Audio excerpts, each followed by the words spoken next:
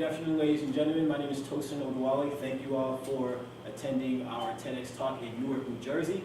First off, we're going to have Autumn Black, so let's give a round of applause for her.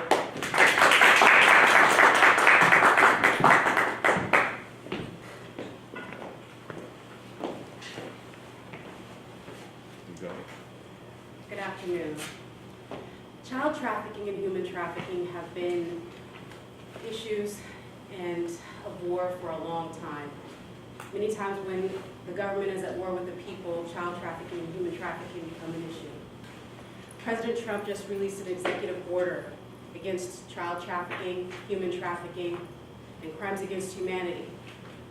But there's a small caveat in that order, which says that any prosecutions cannot be made against the government. And the executive order was not meant to be used in any way against the government. So what happens when it's the government who's doing the child trafficking and human trafficking?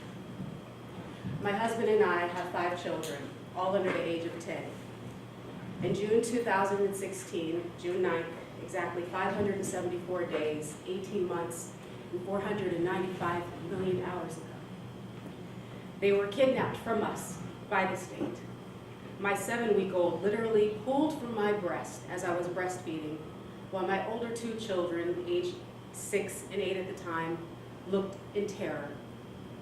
My younger 2, age 4 and age 2 at the time, screaming as they were dragged off by strangers. I felt like a slave on the auction block.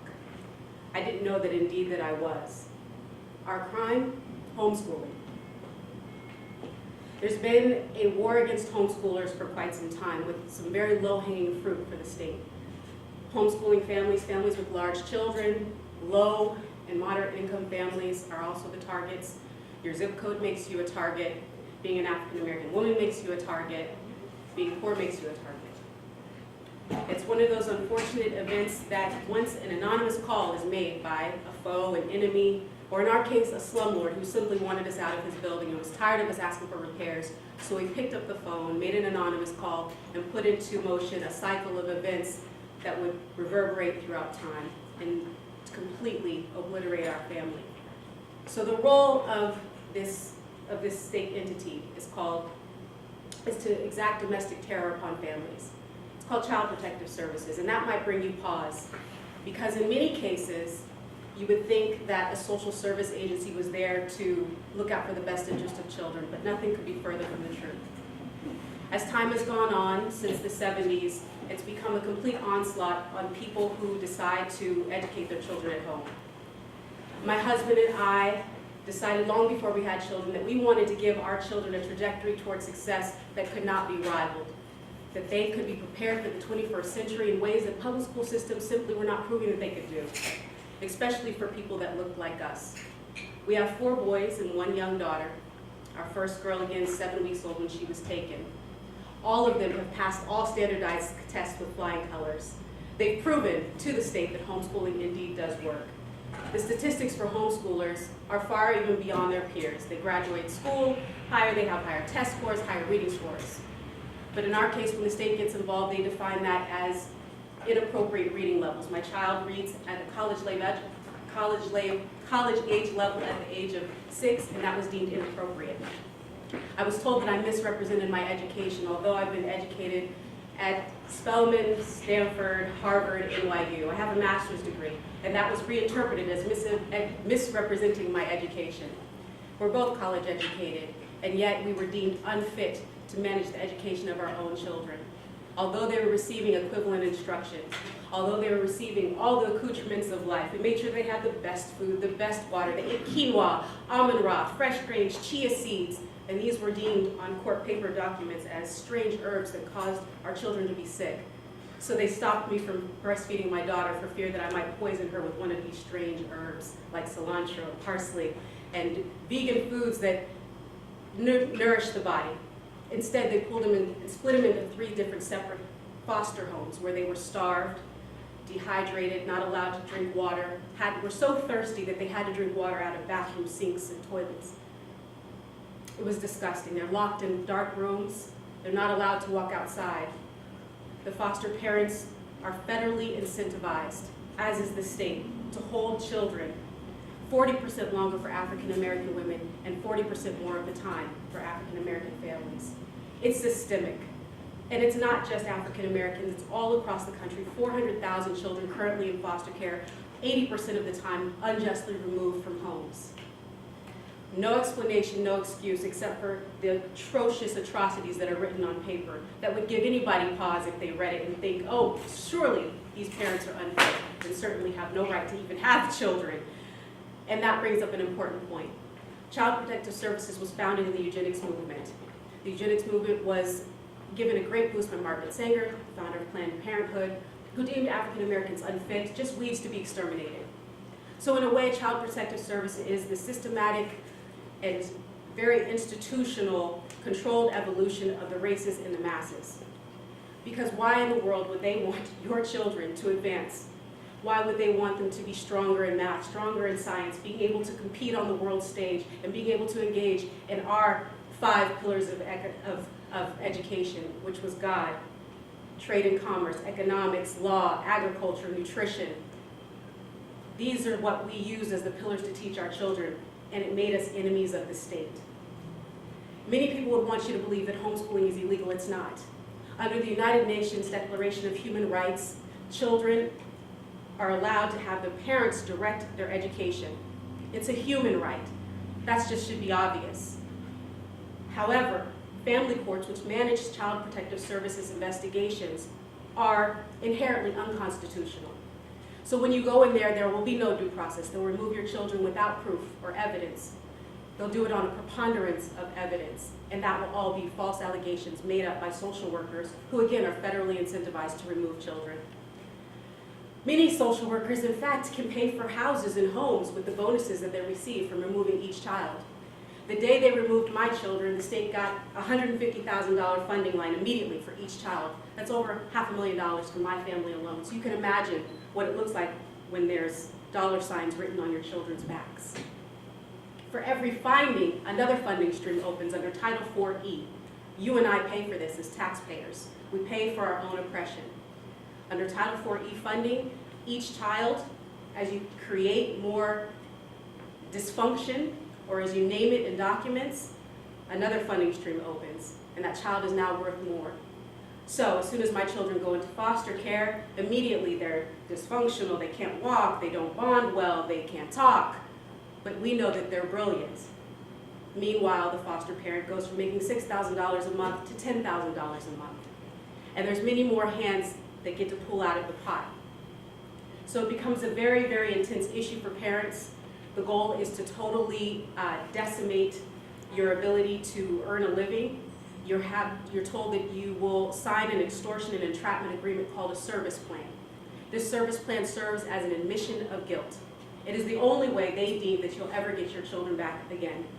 In the meantime, they'll hold that they're soon going to terminate your parental rights if you don't sign this admission of guilt.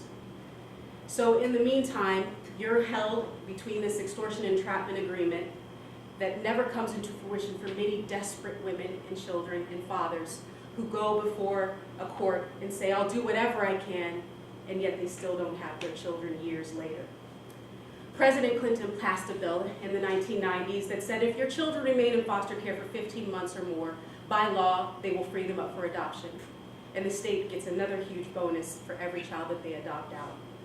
So you can imagine in a corrupt system where judges, lawyers, attorneys, and everyone is working together to ensure that you never see your children again, because that's exactly what parental rights termination means, and it can take all of 7 minutes for you to never be able to contact your children again, never see your children again, never reach out to them again until they're age 21.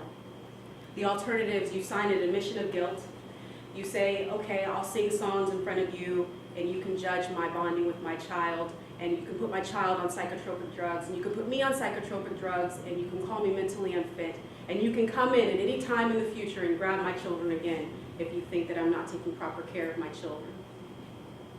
Educational neglect is where it started, and where it starts for most parents. That's the claim.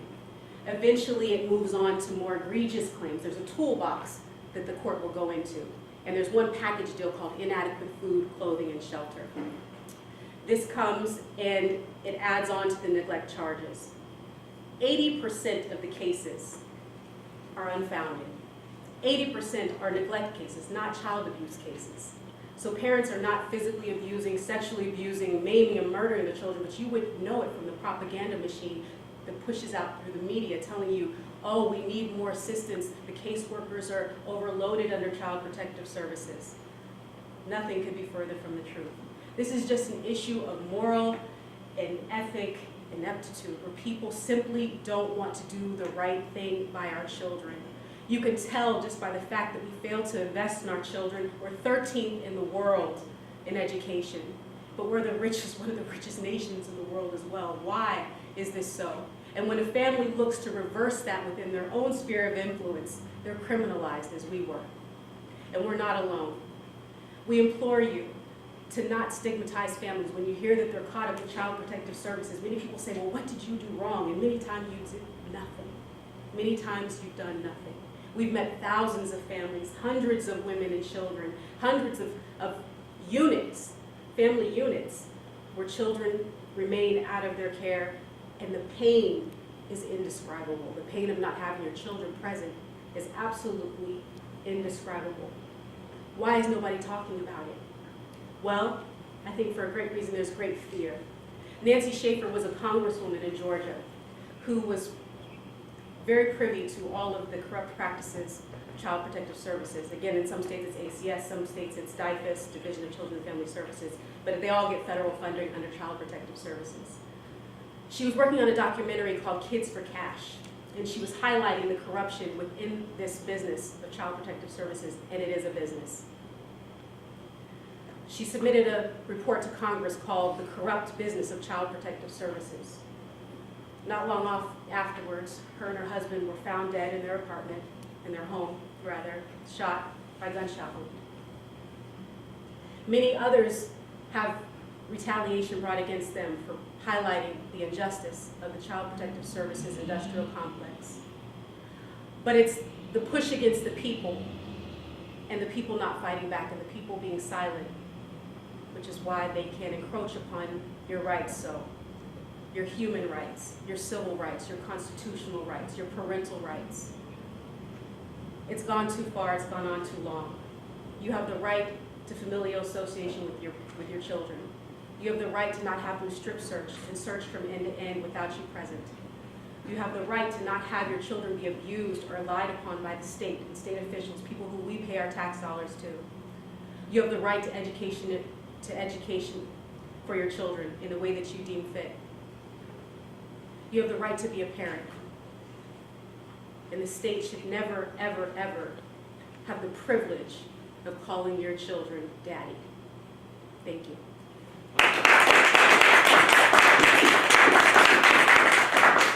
Thank you. At this time, we'd like to welcome Ruben Lampert to the stage.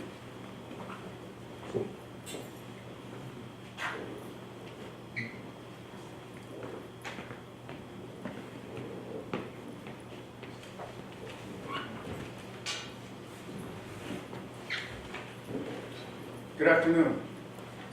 I'm the son of Latino immigrants, and today I'm college educated and I have a doctorate in psychology. However, the road to my doctorate wasn't so easy. There were many challenges that I had to face. And today I would like to share my story of perseverance and resilience. When I went to undergrad and I attended college, believe it or not, I was kicked out of college 3 times. Each time I was kicked out, I felt shame and guilt. I dishonored my parents. However, I tried to get back into school, and when I did, once again, I was easily distracted, I was not focused, and I would get kicked out again. And eventually I decided I needed a hiatus. I took a long break, and I went back to my roots. Throughout my life since a child, I did martial arts. And I went back to my martial arts school. And I spoke to my martial arts teacher. And I told him what was going on. And this is a story of my conversations with him and how he inspired me to go on and achieve a high level of education. I informed him that I was not doing well in college and I wasn't focused. I was doing other things that were leading me to wrong places, leading me to not go to class. And so after that story, he took out a piece of paper and he drew a mark, point A and point B. After he drew those marks, he did a lot of lines. There were a lot of circles and movements going on. And after about 5 minutes, the line ended right next to point A. And he said to me, "You see, you've been doing a lot of action. You've been working a lot, putting forth a lot of effort.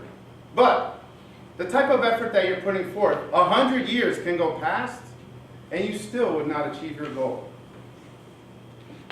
You need to recenter yourself and refocus yourself and understand the potential that you have within yourself. You're wasting a lot of time." You see, he spoke to me about the future, and he said to me, there are millions of people out there waiting, suffering, waiting for you to get your doctorate. Because they're waiting because they want to hear from you, or they want help from you. They want to learn from you how they can relieve and alleviate their suffering. And I started to think to myself, that made some sense. Today, I'm not a doctor, but my future self, if I put forth the effort, can achieve that goal. But in this moment, I had to truly believe in myself and see the potential that I had. And again, he told me, let me help you see that potential.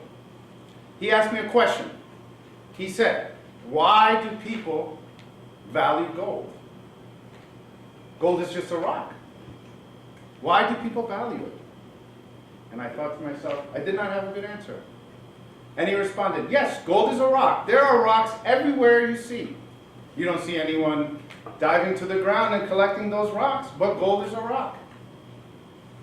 And he answered, he said, the reason why people value gold is because gold is rare. It is a rock, but it's a rare rock. And then he asked me, what is the rarest thing in this world? Again, no answer. But he responded, you are the rarest thing in this world. Who else in this world is you? There's only one you out there, and no one else is you. Therefore, you are the most valuable thing in this world. And you have to truly see that and believe that within yourself, that you are the one that can make these dreams come true. And then he said, let me highlight it with a story. People that practice martial arts and do Zen meditation like to tell a lot of stories. And I think stories get to highlight and illustrate good points. So he said, let me tell you the Stonecutter story. There was a man who was a stonecutter, and he went to the side of a mountain, and he wanted to cut out and carve out a statue. And he's working there, and he's using his axe to carve, and that man thinks to himself, oh, these days are so dreary, I'm doing so much work. How much better my life would be if I could be something else, something greater than what I am today, just a measly old stonecutter.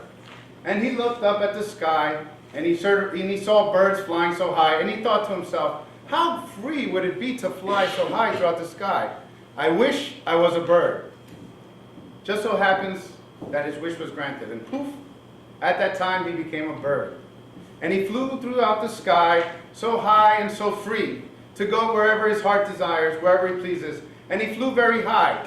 And at that moment, he felt a great heat burning his back. And he looks up and he thinks to himself, what is this thing that is causing me so much pain? Oh, it is the sun. This great sun radiating heat and energy, burning me. Surely it is greater than I. Then he thought to himself, I wish I was the sun. Then poof, he becomes the sun. Now he thinks to himself, I am the greatest thing. I am at the top of the sky, releasing heat, non-stop, burning anything that I desire. Now I am the greatest thing in this world. And then all of a sudden, he's releasing heat, and his power goes dry. He looks down and sees, what is this blocking my energy? A cloud came in front of me and blocked my light. Surely this cloud is greater than the sun. I wish I was a cloud. And poof, he becomes the cloud. Now I can block the great sun. That's it, I've found it. The sun is so great, but I can block it with a cloud. And then a great wind came and blew the cloud away. Now this wind is surely greater than the cloud. I wish I was the wind. Then he becomes the wind and flies throughout the air, so fierce in fury, anything in my path, trees get knocked down, houses can be knocked down. I am now the greatest force on this planet. And then I came and crashed into a mountain. And I went back and I said, let me release my wind again, crashed into the mountain again. I cannot get through this mountain. Now, this is truly the greatest thing on this earth. I wish I was the mountain. Here I am now, the mountain. So strong, unmovable. Nothing can move me, nothing can uproot me. And then all of a sudden he looks down, feels pain at the bottom of the mountain. Something is surely destroying me and transforming me into something else. He looks down, it was the stonecutter. And you see, where you are, where you stand right now, you have to see and believe in yourself that you truly are the greatest thing on this planet. All things come from you. Don't look to the person next door. Don't look to what others are doing. Really, truly believe in yourself and see your true potential. Innately, you already have within yourself all of the tools necessary to achieve success. You just have to believe and dig those tools out of your heart. In order to dig them out, you have to have a plan. You should become the architect of your life. Without a plan, you're like a leaf in the wind. Wherever the wind blows, the leaf goes. If the wind blows east, the leaf goes east. If the wind blows west, the leaf goes west. You have no direction. You're not rooted. So you first must set your goals to create your path to achieve your goals. Now, on this path to success, oftentimes people look and see a man at the top of a mountain. He's achieved success. But they don't think about how that person got to the top of that mountain. They may think he flew to the top of that mountain. But no, there was a pathway that that person had to take. And on your road to success, we need to shift our mindset. Don't expect a smooth path. Expect obstacles. Expect them. You see, when life doesn't meet your expectations, suffering oftentimes comes. Complaints come. On the path to success, you will face obstacles. So expect them. As a matter of fact, want obstacles. Desire them. When you want something, you chase it, right? They're going to be there. So when you want it, your whole mindset changes. And you're able to look at these obstacles and have the heart to confront them and pursue whatever is in your path without any worry, without any doubt, without any fear. It is at that moment that the transformation occurs. Then you can transform your obstacles into stepping stones. And that will lead you on the path to success. If you change your mind, you change your life. How you view the world is the way you view yourself.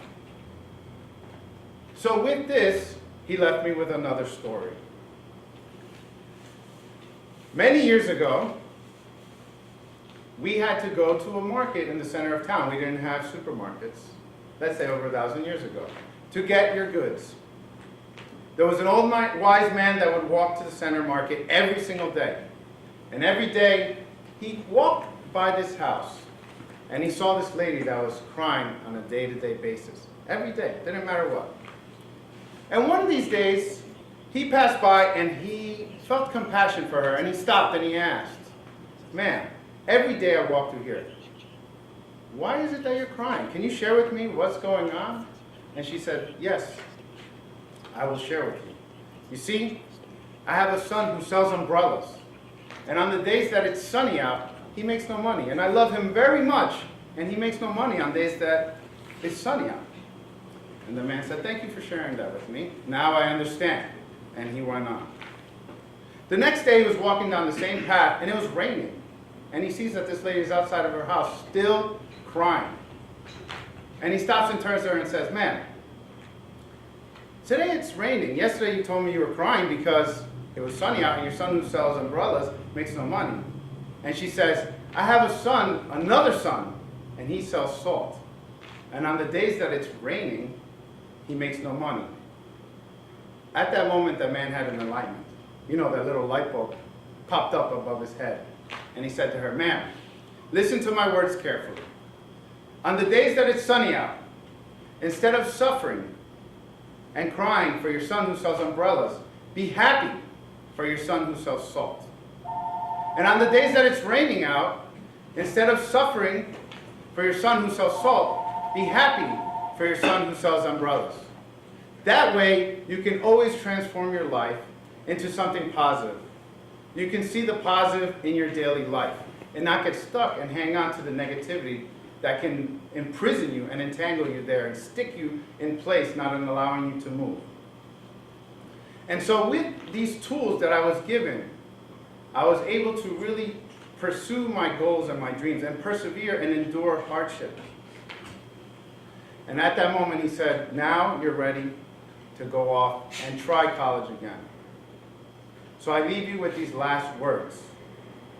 On your pursuit to your goals, on your pursuit to success, do not be like an ant. An ant works hard all day, non-stop, for no rewards. Also, do not be like a spider. A spider just sits and waits for something to fall into its web. Instead, be like a honeybee.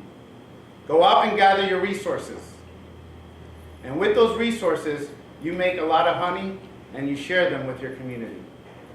And in this same way, I was inspired to go on to get my doctorate in psychology, and I have shared the knowledge that I have gathered and gained with the community, wishing and wanting for their happiness. And today, I share this message with you and hope that you can find happiness in your day-to-day life. Thank you. Thank you. And at this time, we would like to welcome MJ Harris to the TEDx Newark stage. My feet won't show.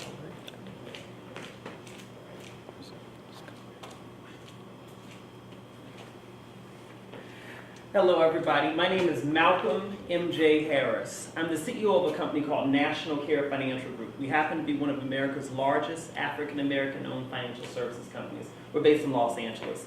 I'm also a motivational speaker. My videos are seen all over the world by about 3 million people every single week.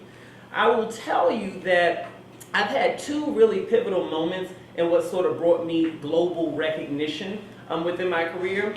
The first one was being featured by Oprah.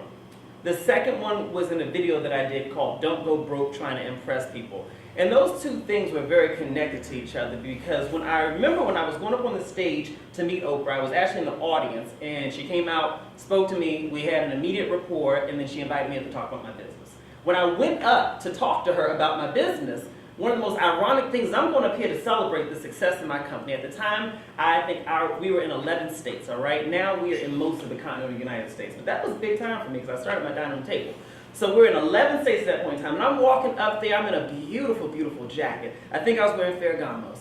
And I'm going up there, and then as I'm going up there to celebrate my business's success, one of the things that's running through my head is that I am completely broke, literally broke. We always hear about people who are celebrities or CEOs who they got these big lifestyles, and financially they are in turmoil. Well, I was one of those people. And I will tell you that the reason why I was in that position really is rooted in a couple things. So what I want to talk to you about is I want to give you 3 ways that if you're in a position that you feel like you're going broke, or you're going broke trying to impress people, I guess I should say, because that was really what I was doing. I was going broke trying to impress people. 3 things that you can do to sort of stop that direction, because although I was the CEO of a very large company and I was heading in that direction, the reality is that you don't have to be a CEO to be in that position. Many of us know what it means to have a lot of credit card debt because we're overspending. Many of us know what it means to spend our money trying to impress people or trying to create an image for ourselves, all the while we're in financial duress. So I'm going to share with you 3 lessons from my own life that can hopefully help you out within your life. The first lesson I want to share with you is this. You need to know what is the root of why you are spending the way that you are spending. So for me, the root of why I was spending the way I was spending came down to one thing. I didn't feel like I was enough. If I think back, my earliest memory of not feeling like I was enough was really within my childhood. I was probably about 6 years old the first time I remember feeling like I wasn't enough. I remember I was at a relative's house, and one of my older relatives said to my mother, "Carolyn, you need to put that boy in some sports. He ain't masculine enough," you know? And I remember my mother got him together very, very well and made it very clear to him that was nothing that he should ever say again. His assessments of her son were not requested or required in her own words, all right? But still, as a child, one thing that made it very clear to me was that there was something about me that people saw in me that was different and that they believed to be insufficient. Something about me that they thought needed to change. And as a young, impressionable child, that made me believe that I was not good enough at a very early age. That mindset stayed with me through most of my childhood. It got even worse within my teen years. Within my teen years, I was raped several times. And it was by the same person, someone who was very close to the family. And I can tell you that within my very impressionable adolescent mind, I connected the thought of not feeling like I was good enough to what happened to me within my teen years. I thought to myself, if I was good enough, if I was enough, if I was more, maybe I would have been targeted by this particular predator.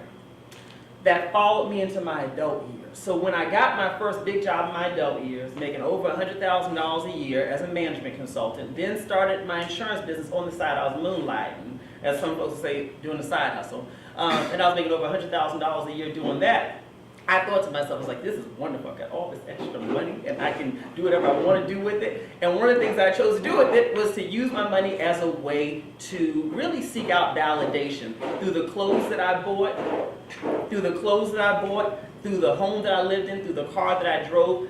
I made my financial choices not based on what was going to be good for me, but based on what would be the impression that it would leave with other people. It was a bad choice for me to make.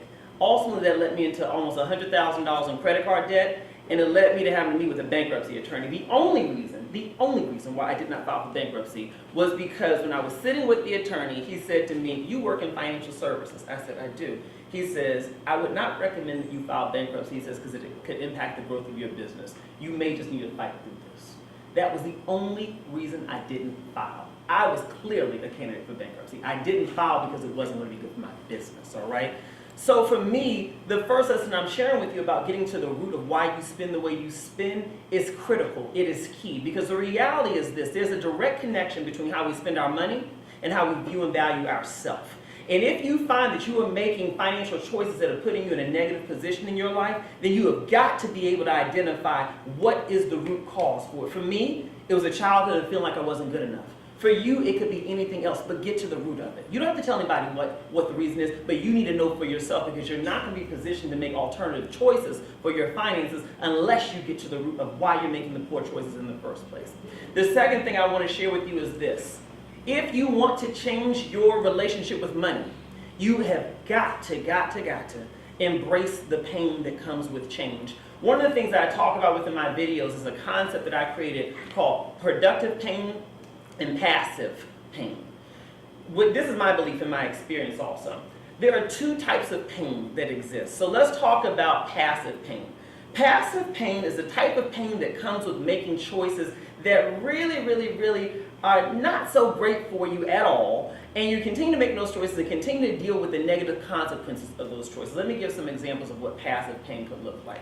You're in a bad relationship that's not working for you, right? You are literally in something that's toxic. It is not working for you, yet and still you keep coming back to it, keep staying in it. I call that passive pain because the pain that you're experiencing within that will not stop until you leave the situation that's causing the pain. It can go on over and over again. It doesn't have to stop. Passive pain is the kind of pain that can stick with you your whole life because it's attached to choices that you are making that you've not chosen to stop making, right? And the second type of pain is what we call productive pain. Productive pain is the complete opposite of it. Productive pain, I always liken it to, so I work out, and I hate working out. I literally hate working out. I do it for vanity's sake, all right? I wish I could tell you I was doing it from my heart. I do not. I work out so that when I am walking around the beautiful streets of Southern California, so I can look good in my shorts, all right? That is why I work out, all right?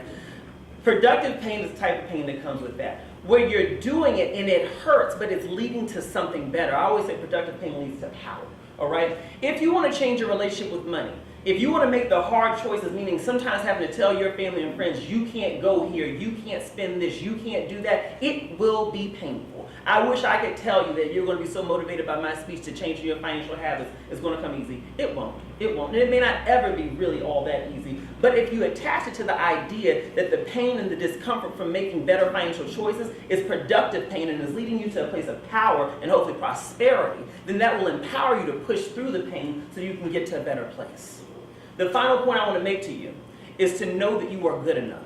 One thing I know to be true is that when you know that you are good enough, you can make much better financial choices because you will recognize that there's no object, there's no experience, there's no dollar amount that could ever be spent that can make you better than what you already are.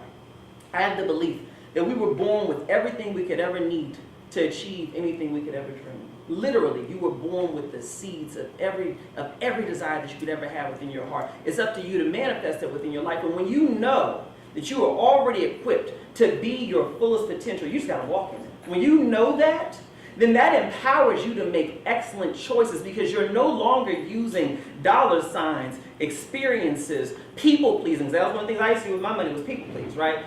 You're not using purchases as a way to feel better or to be good enough. You will know you're already sufficient. So if you can't afford a particular item because your budget doesn't allow it, it no longer has to be about, oh, I wish I could have this, I would look better if I wore this if I wore this outfit, and if I look better, then this would happen and that would happen. It's not about that anymore. Or if you know you can't afford that car anymore, because some of you all may have to turn in that car you have. You don't have to attach it to if I turn this car, and what do the people want to think about me? Because they used to see me drive this luxury car, but now I'm going to be driving this car. It's not about that anymore because you know you're already good enough.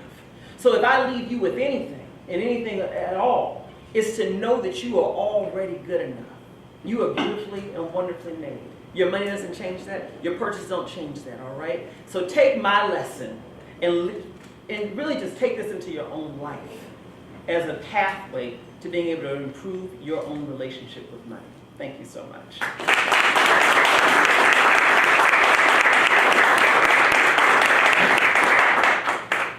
And at this time, we'd like to welcome Alexis Murray to the TEDx platform.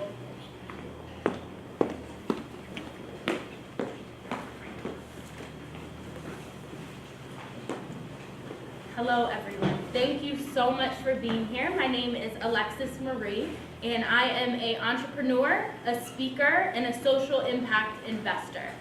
I was born on an island outside of Seattle, Washington, raised by my mother, and spent a lot of time having the opportunity to be around significant wealth. This island had an average household net worth of over $800,000. So it was very, very significant, very impactful. There were a lot of opportunities that I was exposed to, and you know, it was a very, very clean, safe, beautiful community.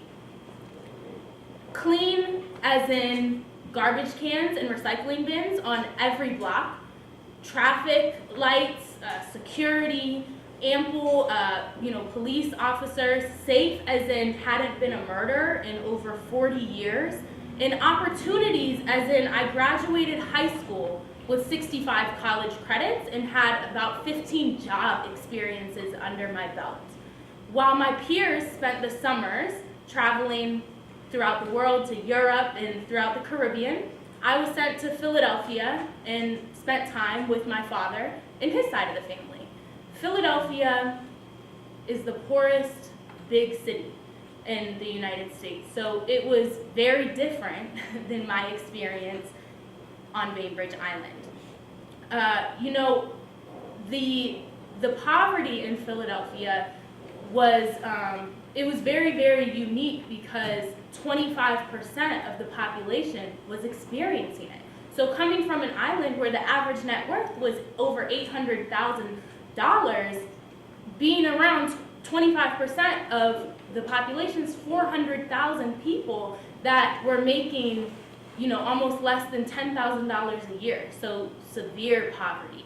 in Philadelphia. And, going back and forth between the two experiences was very unique for me. So I am who I am today because of it, and I'm passionate about advocating for people in poverty because I know how abundant wealth is.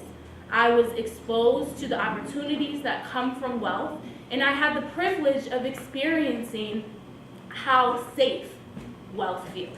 I had the privilege of experiencing how I was able to thrive and flourish by being around this type of wealth. And I feel that everyone deserves to experience it, regardless of where they come from, regardless of if they are experiencing poverty now. In this lifetime, I believe that everyone deserves to experience wealth. So my objective is to educate as many people as possible on strategies to break poverty and create generational wealth. I'd like to address 3 different strategies that are currently being implemented in the Philadelphia marketplace by myself and my team. These 3 strategies, when implemented strategically, simultaneously, and on a massive scale, I am confident will break poverty and put people in a position to thrive and flourish. The first strategy that I want to discuss is addressing the retirement crisis. There are a group of 45 plus individuals that are not prepared for retirement. So when I say a group, I'm talking about 40% of 45 plus have indicated that they are not prepared for retirement. In addition to that, 50% of the demographic of 45 plus have indicated that they have $10,000 or less saved in preparation for retirement. So why is retirement so important, and what does it have to do with breaking poverty and creating generational wealth? When you look at the younger generation, the millennials, it's important to understand that the 45 plus have an opportunity to put the millennials in a position to inherit wealth. So it's important to make sure that they're properly preparing for retirement. And I have a story that will hopefully allow you guys to understand this point that I'm trying to make here. So my father had the opportunity to be raised by 2 sets of families. Both sets of families were invaluable to his development. However, they both prepared differently for retirement. One family passed away and left a mortgage and over $20,000 in delinquent utility bills. This is a common scenario in Philadelphia. The other set of family left him a house that was paid for, free and clear, and an Oldsmobile in pristine condition. So same child, my father, 2 sets of families, same city, 2 retirement strategies, 2 completely different impacts. So my father and his 2 brothers were able to sell the property and sell the car and divide the inheritance in half. My father was then able to take the capital and invest it and continue to grow his wealth. Again, 2 completely different retirement preparations, 2 completely different impacts.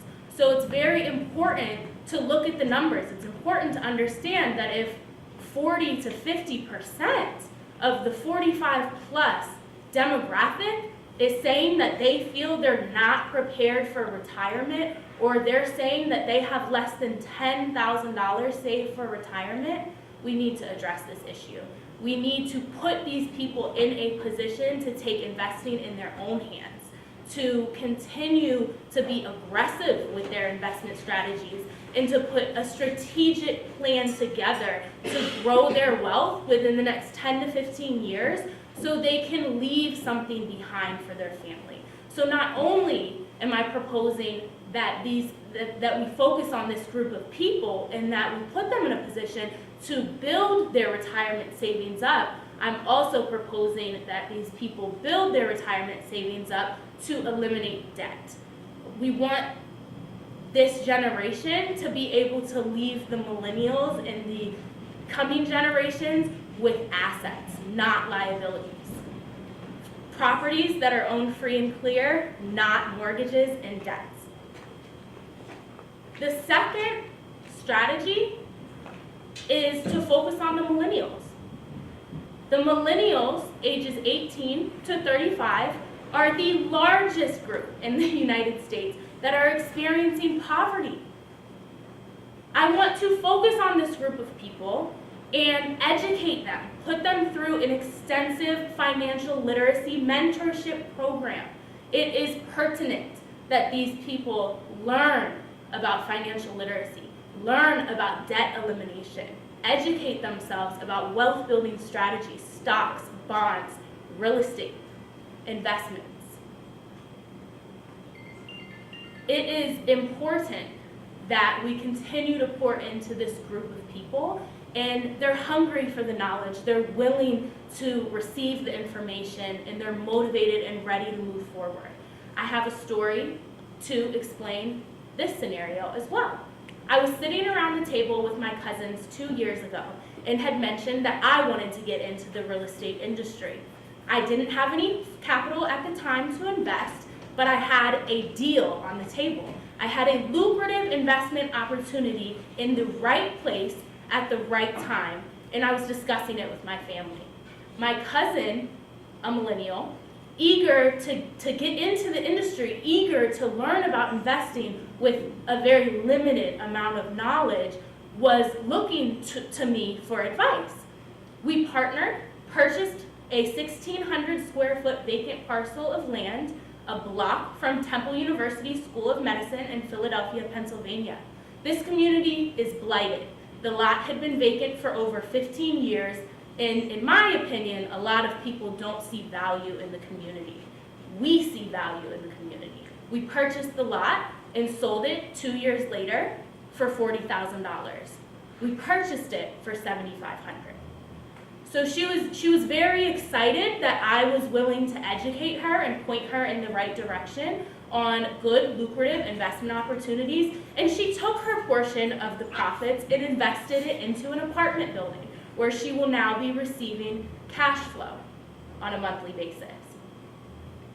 Millennials are eager to learn.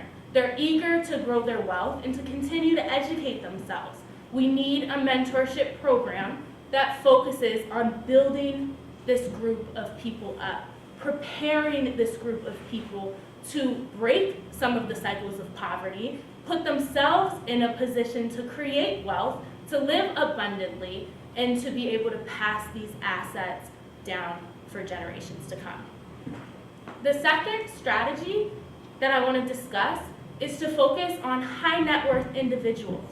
There is a significant wealth gap in the United States and globally that needs to be addressed.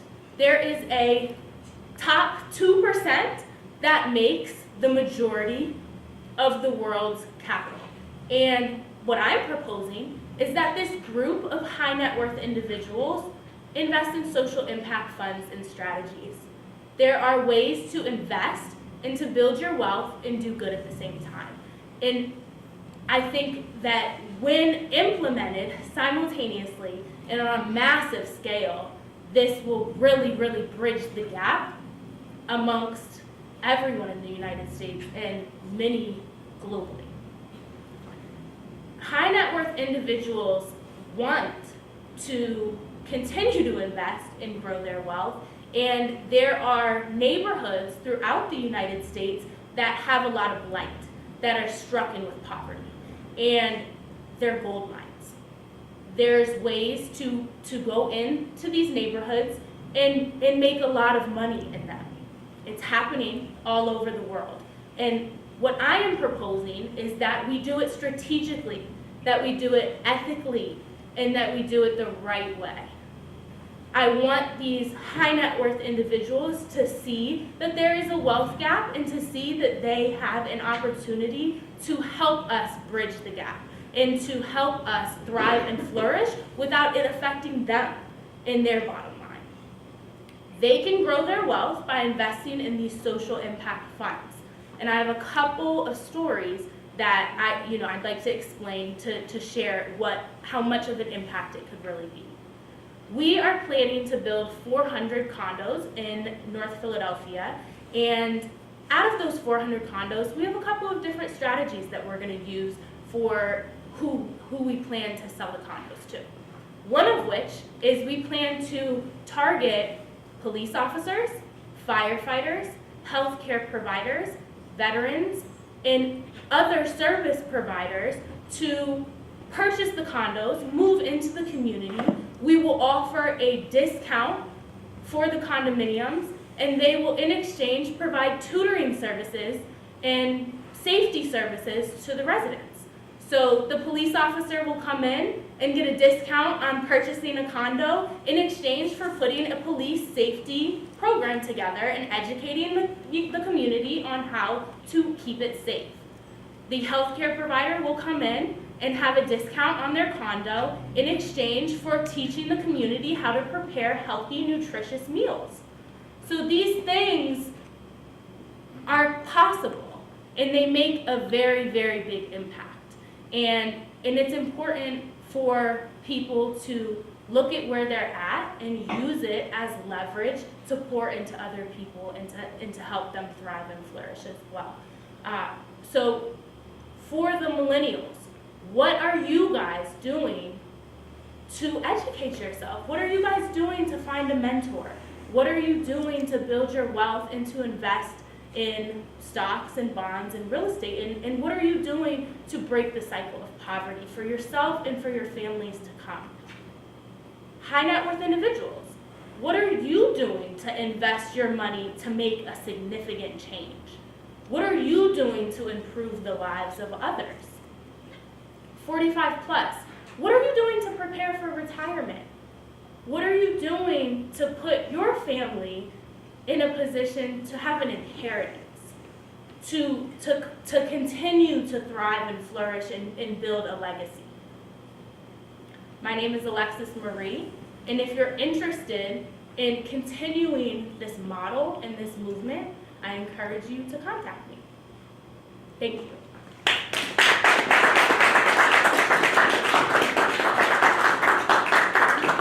Let's give a round of applause for our speakers again. I want to thank all of our speakers for sharing with us today. I also like to thank all of you in the crowd and also all of you all at home for watching us wherever you are in the world. My name is Tosin Oduwole, your host, and we look forward to seeing you again next year.